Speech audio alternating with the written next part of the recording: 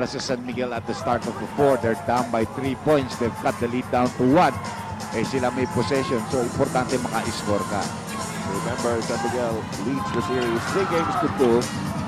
This is game 4, the best of 7. Bong Hawkins double teamed. Nakita si Kenneth Guerrero. Isa pa. Again. Alam mo si Bong Hawkins, even under a double teaming pressure, hindi nawawala ang kanyang disposisyon. Tumitingin pa rin siya ng court kung sino sa kanyang mga kakampihan libre, and he found the right guy for the easy slam dunk. Ito maganda sa meron ka na sistema sa linggo. Alam nila mula sa hindi na rin na Single with a floater. Wala. Rodney Santos.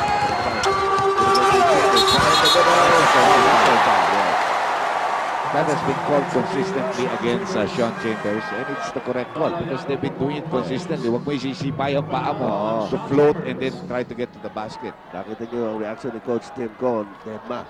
Wala. Tama ka. He nodded. Sabi niya. Nangyari yung sa harap ng bench guy. Yeah. Wala na siya sinabi rin. Juan Jose. Ating score, 56-53. 3-point lead by Elias Camille.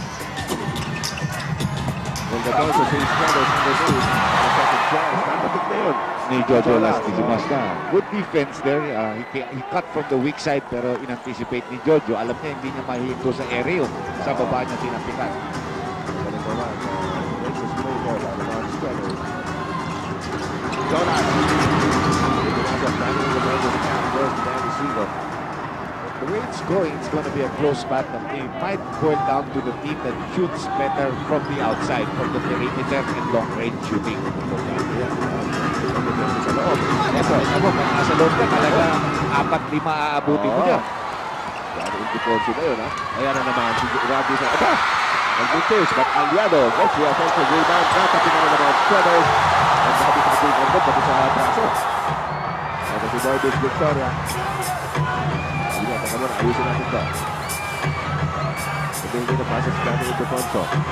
Against Aliado. 10 seconds on the shot clock. Inside ball. Hey! Pero naman si Abuda. Slaughter's missing an easy finger roll off the glass. Slaughter sa Abuda. They have a Freddy Abuda to clean up after everybody else. Kaya sinasabi natin clean up man si Freddy Abuda. We have a timeout. Ladies and gentlemen, we'll be right back. Umobra dami ang fake ni Aliado. Umikot ang paa niya. Pero it was all good moves na because San Miguel's defense came into the picture. Eh, talagang kailangan fumake muna siya. Hindi siya basta makakatira ng diretso. Wala siyang ibang magagawa ron. Samantala, paglabang na naman ang San Miguel na isa, 57-56. Sa fourth quarter tayo mga kaibigan with 8 minutes and 45 seconds to go. Tapos yung tira ng 3-point shot ni Danny Siegel, partner. Usually, napakaganda ng mga tira ni Danny Siegel siya. Pero ito matulis mo siya. Matulis, walang logo. Johnny Abarientos naman sa Senate Durante si Jojo Lastimosa. John Chambers against Lamont Struthers. Johnny Abarientos bumabas against Olson Racena. Sulapit sa loob. Let it go. Walang tao na para sa Alaska. Hanggang ngayon, nag-aaway pa yung dalawang puti sa bola. Tapos na yung rebound eh. Oo. Ganun kagigil ito sa Miguel Vera. Matapos na ang sharing ito sa gabing ito. Abuda, wala naman si Abuda. Backdoor kay Abuda. Sabi niya, kanina pa kayo nag-iiwan ng mga kalat-kalat dito. Every ako game, nagagawa. nakikita mo yan. 8 points na para kay Freddy Abuda. Batang Lawan, Samar. Open yung kabi yung katanan ni Region 8. Kabi na Tacloban. Kasangkayan. Racela with a block on Johnny Abarientos. Big block by Olson Racela. At sumisenyo si Coach Tim Cone sa kanyang mga players. Relax. The game is still far from over. 7:43 left. Ano po si Olson Racela. Down to Daniel De Sosa against Aliado. Ayun na naman si Abuda pero sumama na si Jojo. Take out to Struthers. That's a 3-point shot. Hindi pumasok. Kenneth Duremdes. Johnny. Back to Duremdes.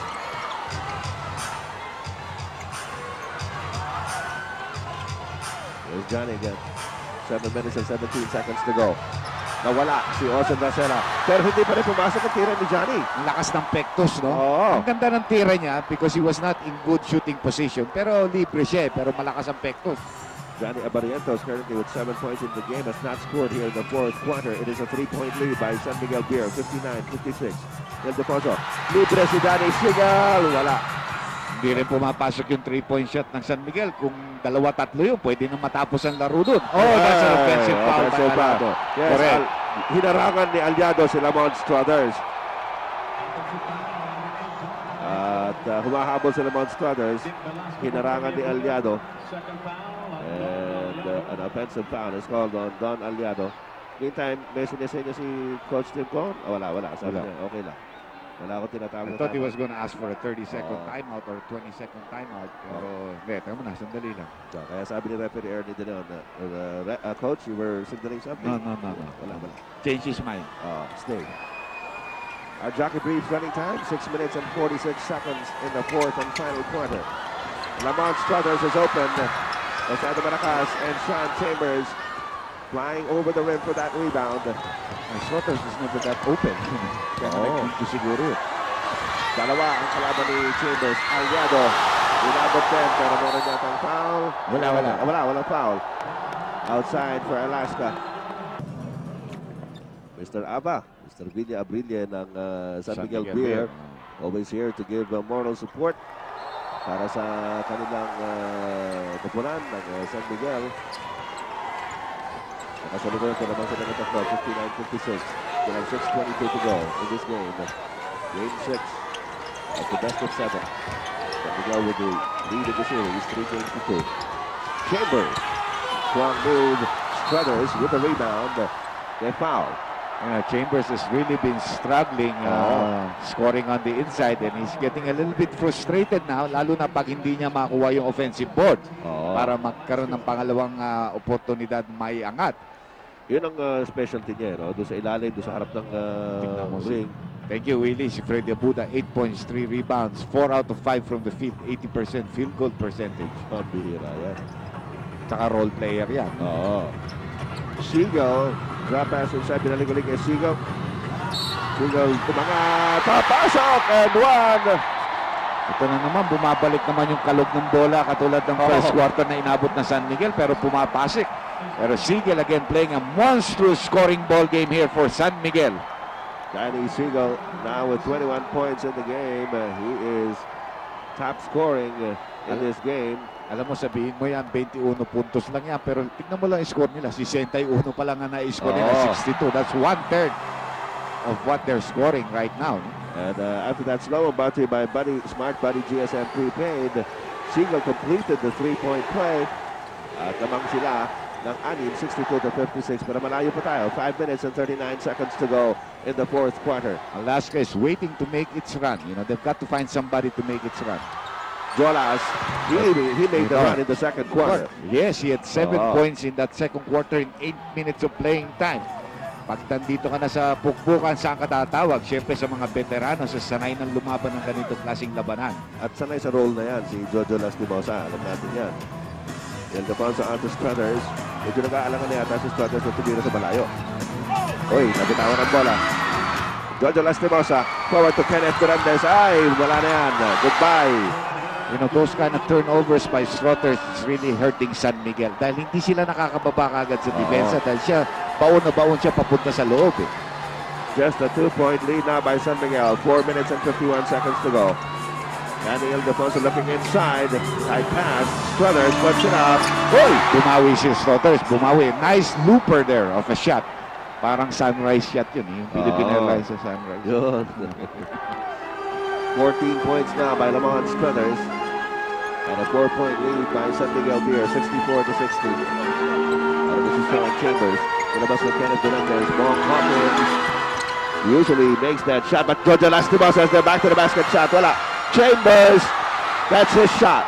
Ang ganda ng pick-up ni Chambers ng loose ball recovery. Hihingi ng foul sa Coach Steve Brown. Pinapalo sa ilalim ng ng elbow, no? Yes. Yun ang pang distract ng tira. 2-point lead by San Miguel. 4 minutes to go. Danny Sigal puts it up again. Yes! Kita mo, alam na alam niya saan siya kakargahan ni Jojo eh. Kaya dribble siya left. Take 2 more dribbles. Get closer for a higher percentage shot. 24 points for Danny S. tonight. Malayo pa ito. 3:45 to go. And they're leading only by 4. Sean Chambers double-teamed. Matatawag siya ng timeout. Well, naipit siya doon. Oo. Only 9 seconds left on the shot clock for Alaska. Wala siya makitang mapapasahan. And it's a full timeout. Let's go back to home studios. Kenneth Duremdes just scored underneath para sa Alaska Milk to cut the lead down to only 2. 66-64. Inside pass. El Defonso at the Struthers. 3-point shot. Hindi pumapasok para kay Struthers yan para sa gabing ito. It has not fallen. If it has fallen, this game would have been over. Wide Struthers open have taken 7 open 3-point shots. Walang pumasok na isa. So pagkakataon nito ng Alaska to either even up matters or take the lead. 2 minutes and 53 seconds to go. Just a 2-point lead by San Miguel Beer. Johnny Barrientos on the right malakas. Sean Chambers trying to recover it. Ako na naman ni Johnny. And the 24-second shot clock goes off. Still a 2-point game, partner. Oh yes, anything can still happen, and we've got a long ways to go. 2 minutes and 33 seconds. Danny Siegel inside. Nilabas ka Danny Ildefonso. Here's Freddy Abuda. Siegel, 7 seconds remaining in the shot clock. Down to 5. Siegel will take the shot over Bong. Oh! It's the big 3 points out of PLDT.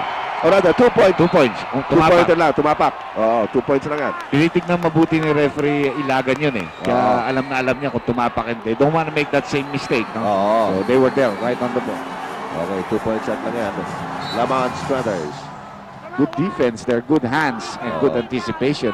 Pero Alaska, they're down by 4. Only 2 minutes and 7 seconds. Si Boss Danding, little smile here, but nothing sure yet. Alam mo naman. Pero talagang masayahin lang yan si Ambassador ECJ. 2:07 to go, folks. At 4 na puntos sa kalamangan ng San Miguel Beer. Almost a must-score situation for Alaska. Johnny Abarientos si Jojo Lastimosa. Freddy Abuda.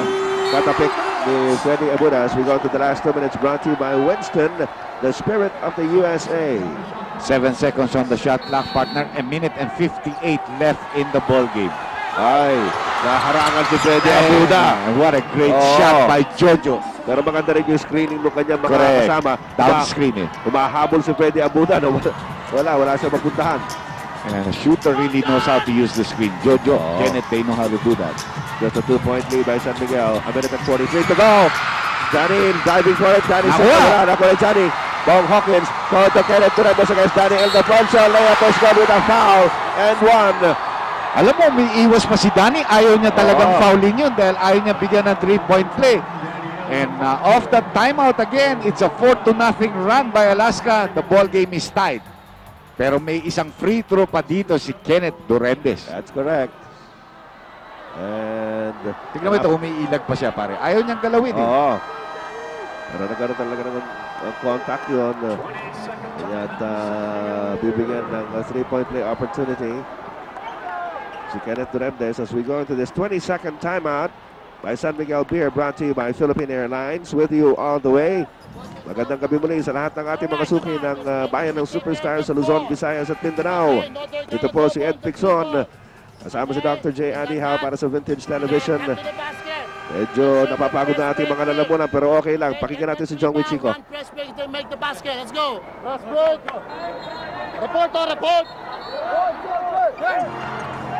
They expect a press by Alaska in this next offensive by San Miguel. At itong mga OWA family. El Pidio con cubierta. Ayun, and family. Si George Balagtas. Si George Balagtas. No? Batang Red Bull. Kanina, napanood niyo. Nakabunot ng 5th.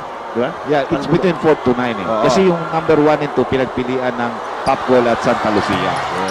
Nagminti si Kenneth. So tabla pa tayo. And Freddy Abuda going real hard for that rebound. Alam naman natin, Batang Red Bull, mga kaibigan, sasali po yan sa PBA next year. Number 10 team, no? Coach Yang Giao, Commissioner Yang Giao, ang magko-coach po niyan, kaibigan. 7 seconds on the shot clock. Ipit si Siegel. There's a foul. Yan, foul baiting expedition by Danny Siegel, nagbunga. And it will go on Kenneth Duremdes. Coach Tim Cohn on your screens. Sakit yung free throw shot ni Kenneth Durentes. That would have given them a 1-point lead. Now the ball game is tight. Tapos naka-foul pa siya dito sa kabila kontra kay Danny Siegel. 1 minute and 14 seconds left in the game. 68 all po ang ating score. Nawasok ang tira ni Danny Siegel. The 1999 Rookie of the Year, Danny Siegel. And if I'm not mistaken, I think the runner-up in the MVP to Benji Paras. Ang attendance ngayon dito, yung paying patrons, 13,663. Our previous largest in this year, 10,325. Sa Mobile Ginebra at Shell San Miguel doubleheader sa All-Filipino Cup. Doubleheader pa yun. Oo, pero isa lang. Hey! Bagsak, pero walang foul. Daniel deposit trying to recover it. And the ball goes outside for jump ball. Sabi ni referee Ernie Dela, nagwawala na naman ng Alaska Milk. Jump ball. Jump ball called by referee Ernie De Leon. 7 seconds na lamang sana sa shot clock ng Alaska. Pero jump. Bibigay sa Alaska. So 7 seconds on the shot clock. Tingnan natin. Makikita natin. Last touch yung Lamont Struthers. Referee Ernie De Leon conferring with referee Franco Ilagan who was down there. And he gave way. Nakita nung tao. They made the right call. Now you gotta shoot in 7 seconds. Uy! Offensive foul on Kenneth Durandez. Kundi, traveling pa yata. Sinagasaan ni Kenneth. That is the 5th personal foul on Kenneth Durandez. At alam ni ko, mali si Kenneth. Masyado nag-apura, no? Going through the baseline. Pero they're only down by 2. 55 seconds to go, mga kaibigan. In this game number 6 of the best of 7. Settle down, sabi ni Con. Sa kabila rin, sabi ni Jong, come on, baby. Ito, if we make it. Danny Siegel has been the scorer. And Siegel gives up the foul. Yes. Good foul. Because one breakaway yun. Humihingi na advantage foul yung Alaska. Tignan natin kung bibigyan ng advantage foul. The Lamont Struthers jumping up and down. Advantage foul po ang tinawag. Danny Siegel. Kung makita niyang umaarangkada na for a fast break play yung Alaska Milk. Ito ang tingnan natin ulit ito. Akalain mo maagawan dito si Danny Siegel. Natapikan ng Hawkins. Ito, pinal niya si dahil ayun, palayo na si Kenneth, no? Easy to pa sana para kay Kenneth Durandez. So, mangyayari dito, 2 free throws ang i-award. Samantala, with the score standing at 70-68, 2-point lead by San Miguel, 38 seconds to go. A timeout. Balik po tayo dito sa bagong Araneta Coliseum sa Cubao, Quezon City. At ang ating score, 70-68. San Miguel Beer by 2. Ang bibigyan po ng free throws dito si Sean Chambers dahil siya ang final. Yes, this is not a technical foul. This is just an advantage foul. So the aggrieved person should take the free throw shots. Pressure cooker time para kay Sean Chambers. Not the best free throw shooter in the team. But he makes the first. Yung puso yan eh. Fighter. Alam niya, kailangan. And he is digging deep into his arsenal para makuha itong mga free throws na ito. Look at the score, 70-69. Time, 38.3 seconds left, regulation time. Malakas. Dong Hawkins with the offensive rebound, and Alaska has another opportunity. But they're still down by 1. Yes. Kung makascore sila rito, lamang na sila. Chambers, there's going to be a foul on Lamont Struthers, pero wala sa penalty. San Miguel only has 2. Pangatlo yan. Pangatlo yan. Samantalang ang Alaska merong 4. 26.9 seconds left. 2.9 seconds differential between game clock and shot. Wala na po kayo hihingin pa dito sa championship game na ito. Foul on Rosella. Rosella, however, holding on to his head. So sumugod siya with his head unprotected, no? Di bali kung may helmet siya, pwede nagawin niya. Yun, nagkauntugan sila. Yes. That's 4 team fouls now. Sabi ni Jong, wag unless you really have to, no? 20.8 seconds to go. San Miguel on top by 1, 70-69. Alaska po maging inbound. Chambers to Johnny. Ito, magkakatestingan na rito. Johnny to Chambers. Kenneth Durandez. Pumarang to Struthers. Kapwa ni Danny Siegel. And there's going to be a foul by Alaska. But they are not in the penalty. That's correct. Wala pa sa penalty yan. So, hindi pa tapos yan. Pang-lima pa lang yan na team foul ng Alaska. Yeah, 9.8. Alaska has to put some pressure. Try for the steal. No steal, foul. Anybody who has the ball, foul. Don't let... Marami silang timeouts. Even if it's a 3-point differential, kaya nilang tumawag ng timeout. Ayan, tatawag ng timeout si Coach Tim Cone. This is going to be... it's going to be a full timeout. Let's go back to VTV. One steal, one stop. There's a pass by They have to Kenny foul. Abula. They have to foul him. They have to foul him. Yes, Kenneth Durandes will foul out. Si Kenneth pang na-tsempuhan na nagbabantay ron. You know, that might be designed, pare. Oo. Minsan akala mo that's happenstance, pero nangyayari yan. Totoo yan. Baka sinadya yan na si Danny Siegel ang patanggapin dahil siya nagbabantay sa kanya, si Kenneth Durandes, who is an offensive threat in more ways than one. And Kenneth, remember, hit the 3-point shot against Correct. Pure Foods in game number 1 of their semifinal series for them to win that ball game, no? Totoo yan. So, Senate ito, ano? So, ito, si Jojo Lastimosa ang papasok. Siegel, the game is not over. He's got to make 2 to give them a lot of insurance. Insurance, kung ba sa ano? 7.7 seconds to go. San Miguel Beer with a 2-point lead. 7.7 seconds to go. Mga kaibigan, hindi pa po tapos ito. Hindi pa. Alaska has 1 full timeout. Somebody is throwing cardboard there. Relax lang. Siegel has only missed 1 free throw, but he has 29 points. But this might be the biggest free throw of his career here. Ito na si Danny Siegel. He makes it. Walang problema. Alaska has to call its timeout. Yes, they are going to call a timeout with 7 points. San Miguel, they have a foul to give, and they will not double team, because if you double team, you're going to set somebody open for a 3-point shot. 7.7 seconds to go. 3-point lead by San Miguel. Jojo Lastimosa nakatanggap. There's a foul. There's a foul before the attempt. So that was the last foul that San Miguel could give. Yes, before. Now they are in the penalty. Pero yun, okay rin sa kanila. Mas kinafouling ka namin sa 2-point territory, wag lang sa 3-point territory. Diba? 5.6 seconds to go. Alaska needs 3 points. Yes, to stay alive. that's correct. They're down by 3. Narito si Johnny. Yan na si Jojo. Ayun si Gomez, nasa kanto. Si Johnny will take it! He'll take a 3-point shot! Wala pa pasok eh. No? And San Miguel Beer is the 1999 Governor's Cup champions. Champion of San Miguel for the second straight time in this season, winning